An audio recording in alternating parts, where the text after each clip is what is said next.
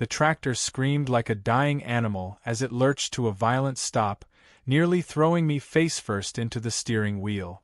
1 second I was cruising down the north row of my field, humming to myself and sipping lukewarm coffee from my chipped thermos, and the next, I'm choking on dust, cursing at the sky, and staring at the mangled mess of orange fiber optic cable wrapped around my undercarriage like some demon's spaghetti.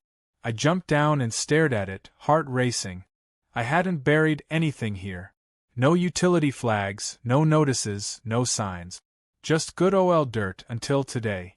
My mind raced between anger and confusion. Who the hell put fiber optic cables in my field without telling me? I tried yanking the cable free, but it wouldn't budge. It was buried deep, professionally buried.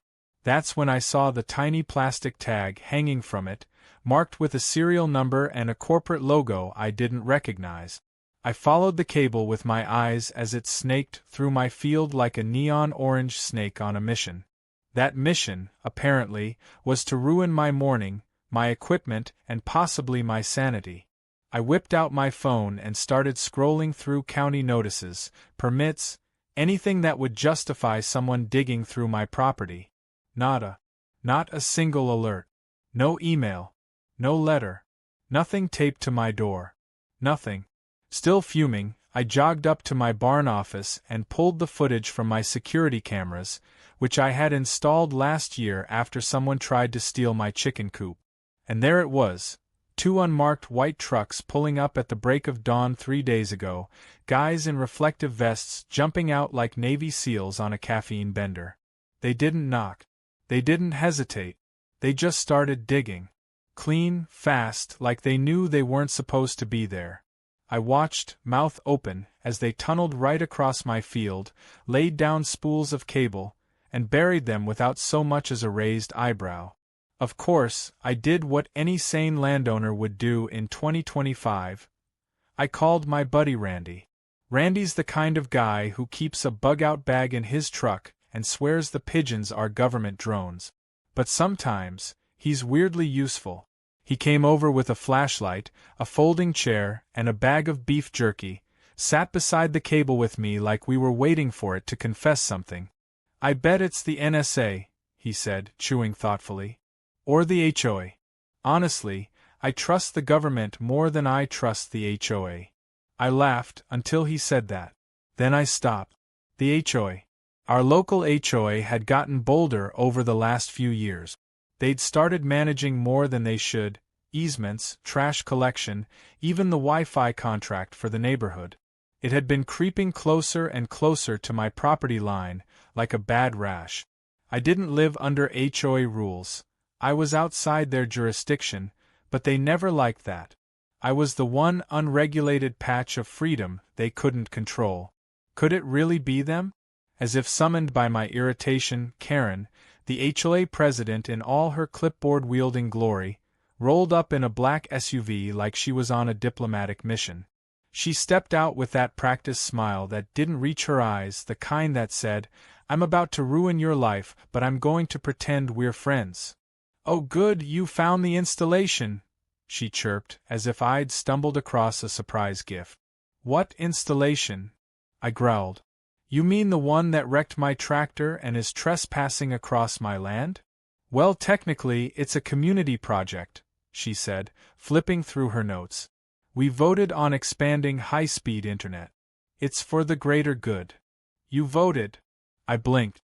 "Karen, this is my field. I own this land. You don't get to vote on my property." She waved her hand like I was being dramatic. "You weren't using it. It's a field. It's not a spare bedroom. It's not up for grabs just because it's got open space." Karen's eyes narrowed. "Let's be reasonable here. You're the only property the line could pass through to reach the main road. We assumed you'd be fine with it. It's not like we built a house on it. I'm about to build a lawsuit on it." She smirked. "If you want to get legal, you'll find this was all done above board." But I knew a bluff when I heard one. That night, I stayed up with Lydia, my cousin and part-time land use attorney who treats zoning laws like sport. She scoured the filings and grinned like a wolf. "No permit. No right-of-way. No agreement. They'd gone rogue. It gets better, way better. The HOA hadn't just laid cable through my property. They'd partnered with a local internet service provider and leased access rights to them, as if they owned the land. They were getting paid a monthly fee for that access. They were profiting from my field, my soil, my land, and didn't give me a single cent. They had illegally sold access to property they didn't own, like squatters renting out a mansion they broke into. I stared at the documents in disbelief. They didn't just lay cable. They turned my land into a revenue stream and thought I wouldn't notice. Karen and her board had crossed a line so bold, so blatantly stupid, that I couldn't decide whether to scream or laugh. Instead, I smiled. Slowly. Wickedly. If they thought laying cable was a power move, they were about to learn what real power looked like. They gave me a fiber optic line? Fine. I'd take control of it. And then I'd lease it to their biggest competitor. This wasn't war yet. But it was about to be. The next morning, I walked out to the field with a new attitude and a thermos full of fresh coffee, this time stronger, darker, and ready for war. The orange cable lay under the dirt like a vein of arrogance, and now that I knew what it was worth, I didn't see a nuisance. I saw leverage. Real, legal, juicy leverage. And Karen? Karen had absolutely no idea the kind of game she had just started. Most people see a field and think empty land. I saw a chessboard. And I was about to move my queen. Lydia had worked fast. By sunrise, she already had the county's utility office on the line and confirmed what we suspected. No permit, no permission, no survey filed. The HOA had skipped every step of the legal process and relied on good old-fashioned entitlement and assumed compliance. Classic Karen move. But the kicker? Since no easement was recorded and no compensation given, the line was technically an unauthorized utility encroachment, which meant I had every right to either remove it or monetize it myself. I sent Karen a polite, carefully worded email. Said I was open to working together and willing to resolve the misunderstanding peacefully. I offered to hear her side before escalating things. That was bait, and she swallowed it faster than a HOA board member at an open bar. She replied within the hour, practically congratulating herself for convincing me. She even attached an email thread with the ISP detailing their deal. According to her, I was a reasonable landowner who understood the needs of the greater community. Oh, I understood, all right. I understood that she had just handed me a full confession and a paper trail. While Lydia began drafting the initial cease and desist letter, I got to work in the field. Literally. I bought a dozen bright yellow flags and marked every spot where their cable ran through my land. Then I added wooden signs. Private property, unauthorized utility use will be prosecuted. A few had QR codes linking directly to a public post I'd made detailing the incident, complete with photos, security footage, and a side-by-side of Karen smiling at the installation like she was opening a community garden instead of committing real estate fraud. Later that day, my phone buzzed with a message from someone I hadn't heard from in years. Bryce, my neighbor down the road. We used to ride dirt bikes through the hills as kids, but he'd moved away to start a tech company. Turns out he'd come back to start something even bigger. His own local fiber company. Lightning Link Fiber. He'd been trying to expand in our area for months but couldn't get access through HOA-managed properties because of their exclusive ISP contract. Bryce had seen my post, and he was laughing so hard when he called. He could barely talk. "I've been trying to get a foot in that neighborhood for a year," he said. "And you just bulldozed a back door with your tractor." I explained what was going on and asked a simple question. If you had legal access to run lines through my land, would you be able to hook up the entire neighborhood with better speeds and lower prices? His answer was instant. Hell yes. And just like that, we had a deal. Lydia drew up the paperwork. Bryce's crew would run parallel fiber on my property, legally this time, and I'd lease the land to them at a fair rate. He'd install a junction box right on the edge of my field that could service the entire HOA-covered neighborhood. Not only that, he'd undercut the HOA's ISP by offering triple the speed at half the price, no contracts, no throttling, no HOA markup. I called it Operation Steal the Signal, and it was already my favorite side project ever. Meanwhile, Karen was starting to sweat. I could tell because she sent me another email, this one noticeably less smug.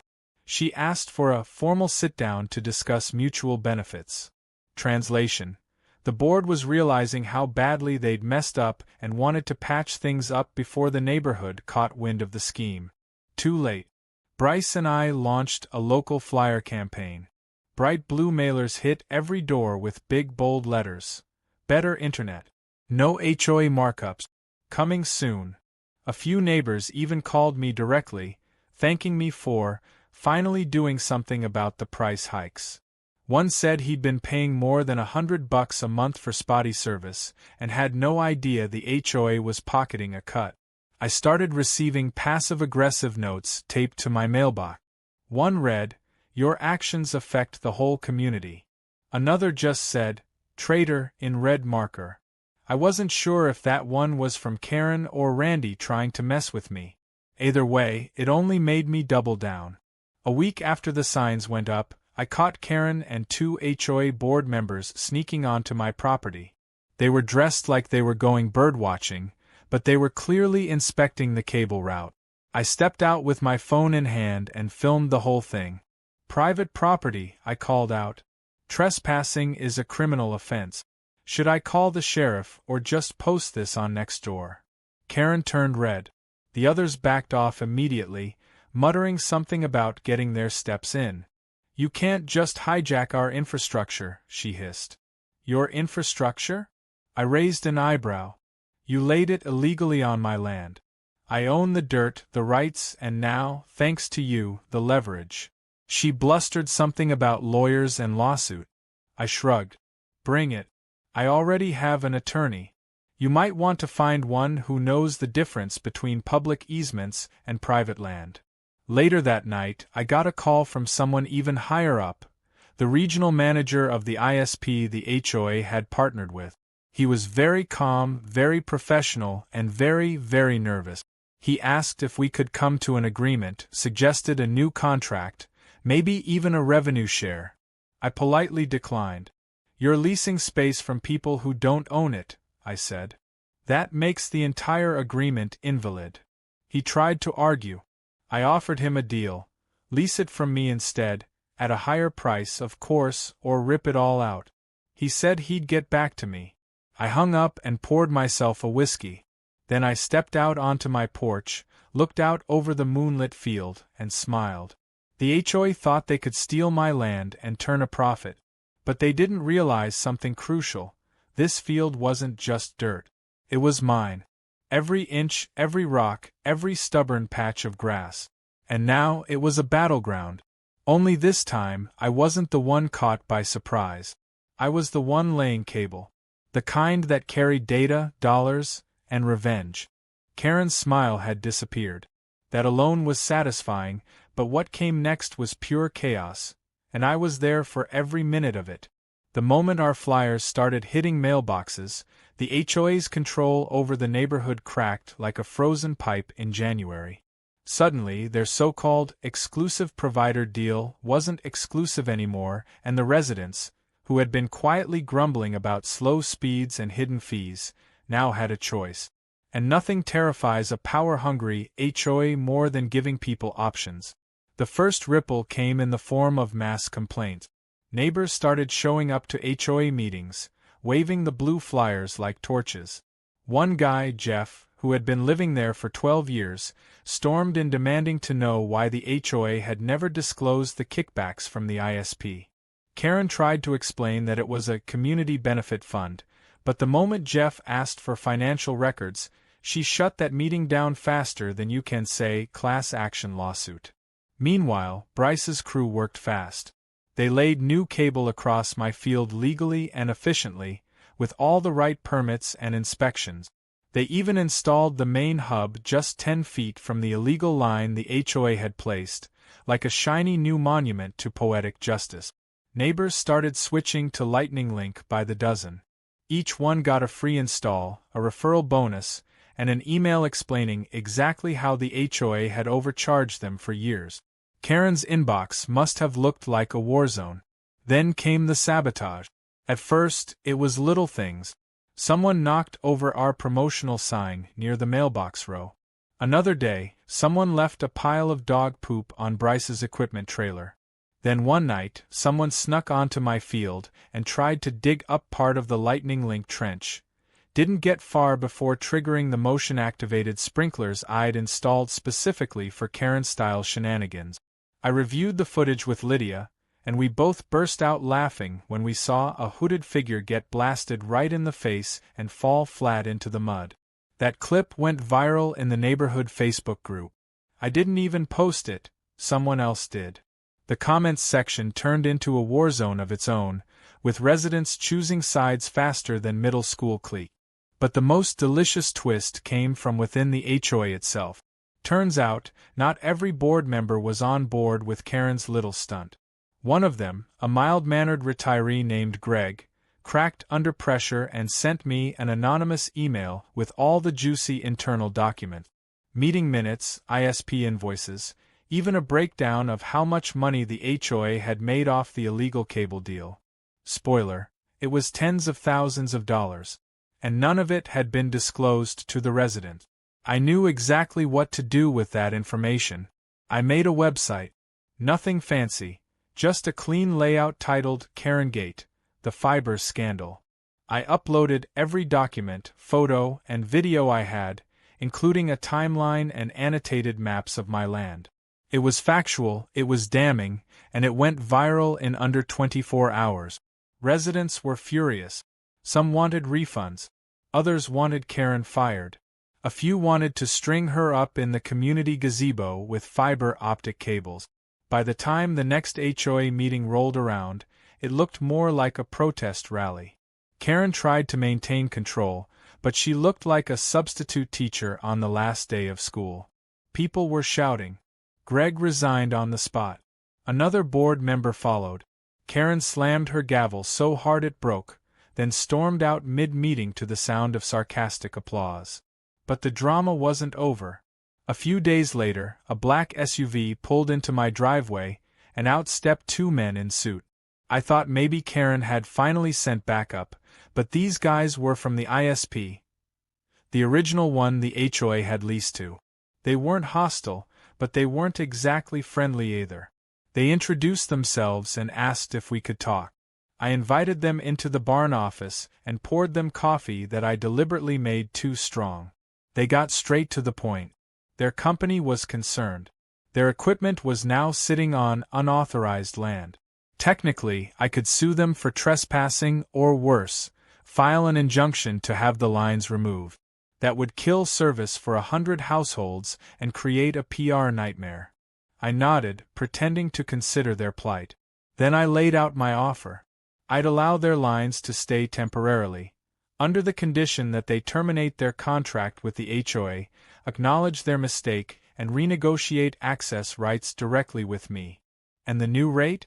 Let's just say it included enough zeros to pay for a new tractor, some land improvements, and a generous inconvenience fee. They tried to lowball me. I reminded them I had every legal right to cut the line tomorrow if I wanted. And, just to drive the point home, I walked them out to the field, pointed at the illegal splice box and said, "That thing? 1 shovel and 20 minutes, it's gone." They didn't argue after that. Later that week, the new deal was signed. I was now officially leasing my land to 2 ISPs. One old, one new, and I was making more per month than I ever had selling hay. Bryce was thrilled. He even offered me an advisory title in his company, which I accepted mostly so I could put Fiber Mogul on my business cards. Karen, meanwhile, was unraveling. With the board collapsing, the residents rebelling, and her internet monopoly gone, she was grasping for straws. She filed a noise complaint against the installation crew.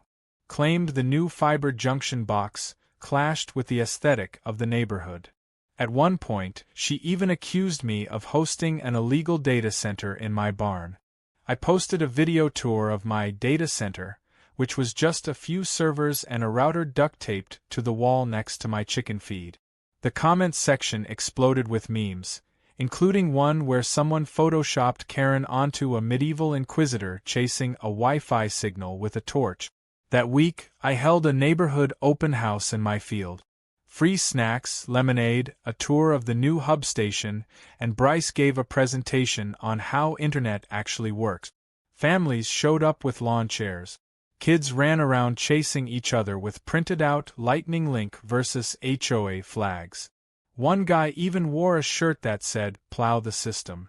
As the sun set, I looked out over the field and realized something. I hadn't just protected my land, I'd changed the entire dynamic of the community. People had choices now. They had information. And best of all, they had each other. Karen had ruled with secrets and fine print. I just used a tractor and a little transparency. Of course, I wasn't naive. I knew Karen wasn't done yet. People like her don't go quietly. But for now, the board was in shambles, the lines were legally mine, and the neighborhood was connected like never before. All because someone laid the wrong cable in the wrong field. Karen filed the lawsuit like it was her final move in a chess game she thought she was still winning. The official paperwork came in a thick envelope delivered by a man who looked far too tired to care what was inside. I opened it on the porch with Lydia watching over my shoulder, and within seconds she let out a laugh so sharp it made the chickens scatter. The HOA was suing me for obstruction, unauthorized business activity, and, my personal favorite, willful disruption of community agreements. The best part? They listed my field as common access land, like they could just declare it theirs by typing it into a Word doc. Lydia poured herself a celebratory lemonade and got to work. She prepped the countersuit like it was a holiday project. By the time she was done, we had a portfolio of violations so thick it needed its own drawer. Trespassing, fraud, civil misuse of property, even tax evasion since the HOA had never declared the fiber lease income properly. And with Greg's whistleblower emails and Bryce's technical schematics backing us up, our evidence wasn't just solid, it was bulletproof. The courtroom was exactly what I imagined it would be. Fluorescent lights, one sleepy bailiff, and the smell of overbrewed coffee hanging in the air like regret. Karen showed up in a tailored blazer 2 sizes too tight, flanked by 2 nervous board members and an attorney who looked like he had just Googled, "How to HOA lawsuit." I could barely keep a straight face when he started his opening statement, trying to paint me as an uncooperative landowner who jeopardized the neighborhood's connectivity. He even called the cable installation a community enhancement initiative, which I think he expected to sound noble but only made the judge raise an eyebrow. Then Lydia stood up. She went through everything, step by step. The lack of permit filings, the unauthorized dig, the secret ISP contract, the illegal profit scheme. She presented aerial photos, timestamps, soil reports. At one point she even brought out a printed map with red yarn like she was presenting a true crime documentary. The judge, who had clearly expected this to be a petty dispute, sat up straighter with every minute. Then came the kicker. We played the video footage of the HOA crew laying the cables in the early morning hours, cutting across my field like burglars in reflective vests. We showed the email where Karen admitted to the installation and discussed profits from the ISP. We even presented the screenshots of the public backlash and the site visits from the unamused ISP reps. The judge looked at Karen and asked, "Did you, at any point, consult the property owner before initiating this project?" Karen fumbled. We assumed community interest overrode individual land claims in this instance. The judge blinked. That's not how land ownership works. With a simple ruling, the entire case flipped. The judge dismissed the HOA's claims entirely and granted my countersuit full standing. Not only were they ordered to pay damages for unauthorized use of my land, but they were also hit with fines for misappropriation and breach of fiduciary duty. The icing on the cake? The HOA was forced to formally terminate its contract with the ISP, which automatically voided their revenue stream. Karen's face when she heard the word restitution was something I wish I could have framed. After court, Bryce and I celebrated with tacos from the gas station nearby. Odd choice, but strangely perfect. He was already drafting plans to expand service into other HOA-strangled neighborhoods, and with my case now a matter of public record, word spread fast. I started getting calls from other property owners, asking how they could do what I did. It felt like I had accidentally become the fiber optic Robin Hood. But Karen wasn't finished, not by a long shot. A few days after the ruling, she filed a nuisance report with the county, claiming that the new Lightning Link junction box was a health hazard. Apparently, it gave off dangerous electromagnetic waves that interfered with birds' migration patterns and caused her neighbor's dog to bark more than usual. The county inspector came out, took one look, and asked if we were pranking him. When I showed him the signed permits and the new partnership with the local utility company, he chuckled and gave me a thumbs up. Karen then tried to rally the remaining board members, those who hadn't quit or gone into hiding, and called for an emergency HOA meeting.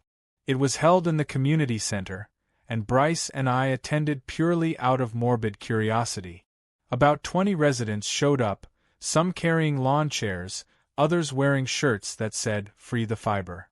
Karen stood at the front with a whiteboard full of poorly drawn diagrams and an emotional plea about restoring order to the community. That's when someone, Jeff of all people, stood up and asked her directly, "Karen, how much money did the HOA make from that illegal deal?" Karen froze.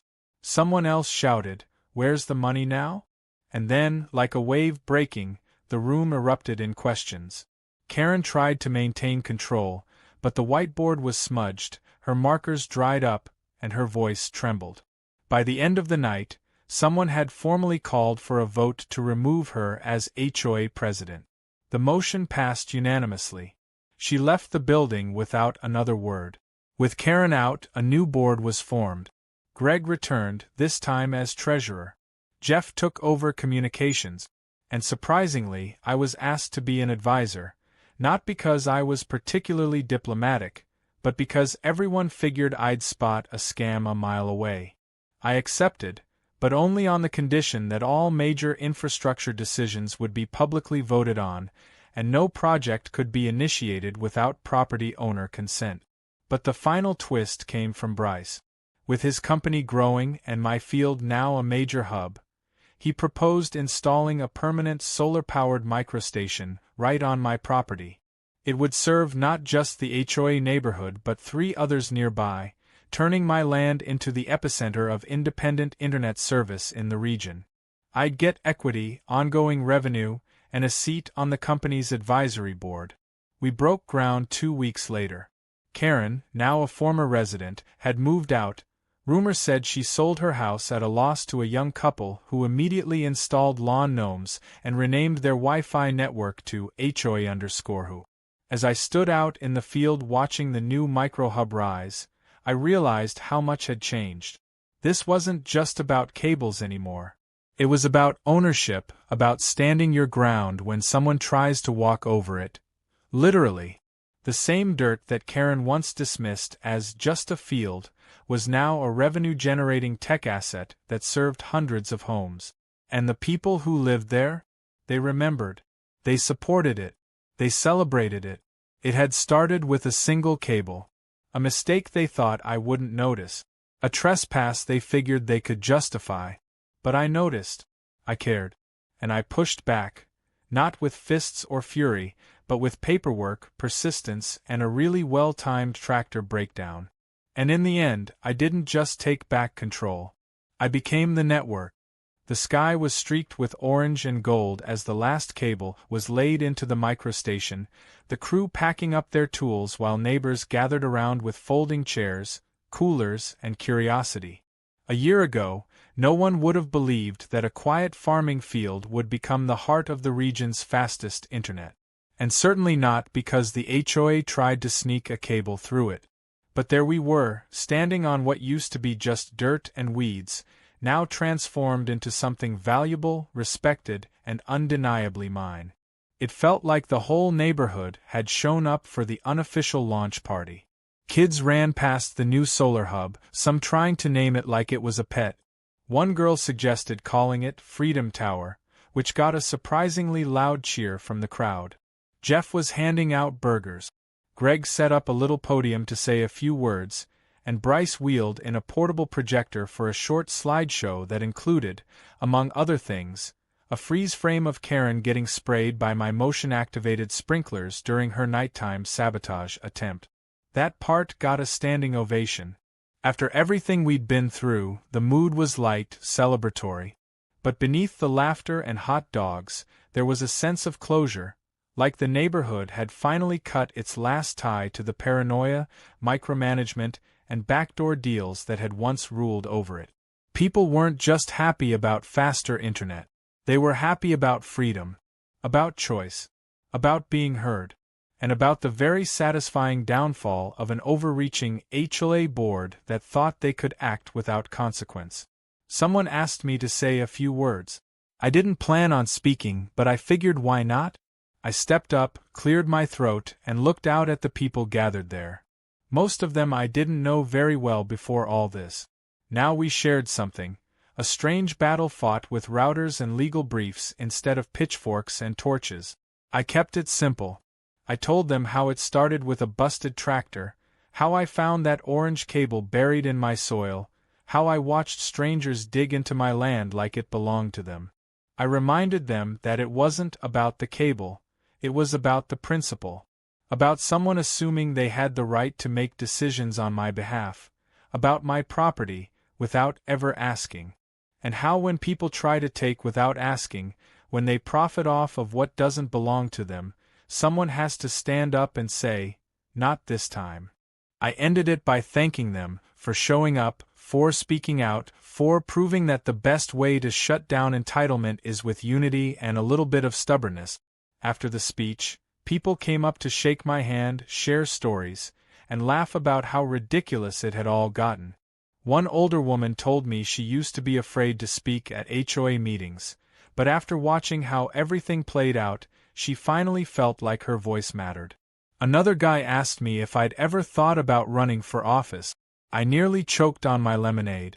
The next day, I took a walk around the property just as the sun was coming up. The new hub stood quietly in the distance, humming like a content machine with nothing left to prove. The field looked peaceful again. No more trenches, no more markers, no more unauthorized trucks sneaking in before dawn. Just my land, my rules, and a fiber backbone humming beneath the surface like buried lightning. I passed by the old route where the illegal cable had once run.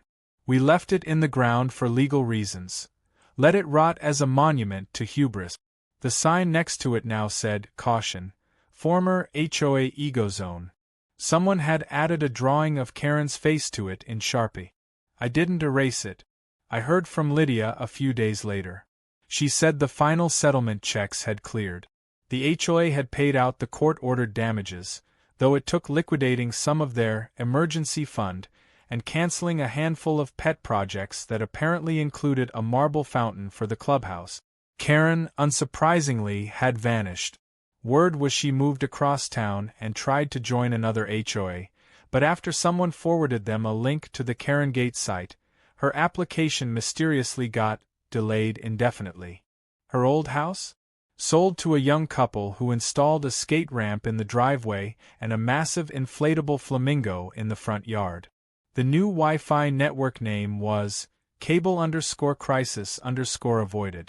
I sent them a welcome basket. Bryce's business exploded. With our victory as a flagship story, Lightning Link began partnering with other landowners, bypassing greedy HOAs and corporate monopolies all across the state. They even offered me a formal advisory role, along with a generous slice of ownership. I turned my barn office into a half-time operations hub, half-time storage unit for local kids' science projects.